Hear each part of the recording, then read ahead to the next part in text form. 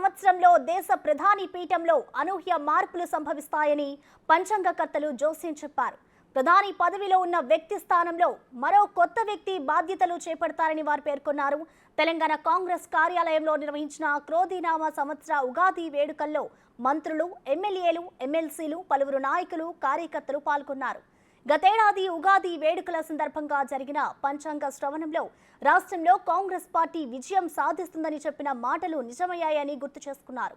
త్వరలో జరిగే పార్లమెంటు ఎన్నికల్లో కూడా కాంగ్రెస్ పార్టీ 15 స్థానాల వరకు గెలుస్తుందని నేతలంతా ఆశాభావం వ్యక్తం చేశారు.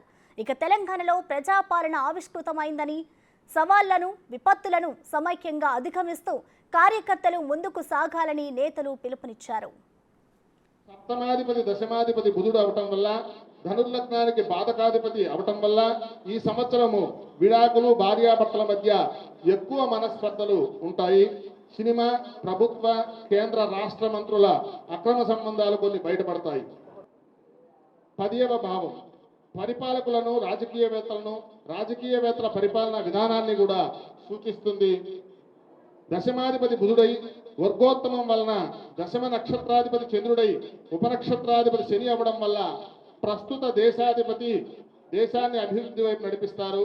అయితే 2029 నాటి ఉగాదికి భారతదేశ భవితవ్యం మాత్రం చాలా గొప్పగా ఉంటుంది. దేశ రాజకీయ పరిస్థితుల్లో పెను మార్పులు సంభవిస్తాయి. చాలా మంది రాజకీయ నాయకులు కొంతమంది కనుమరుగవుతారు.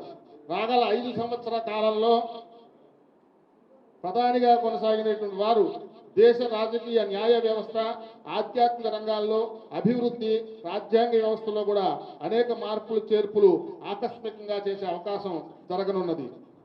విశ్వావసు నామ సంవత్సరాది లోపుగా ఈ క్రోధినామ సంవత్సర పూర్వార్ధంలో మరియు ఉత్తరార్ధంలో కూడా కొన్ని విద్వేషాలు ఎక్కువై వచ్చే విశ్వావసు నామ సంవత్సర ఉగాది నాటికి అన్నీ కూడా పరిష్కారం అయ్యేటటువంటి సూచనలు గోచరిస్తూ ఉన్నాయి.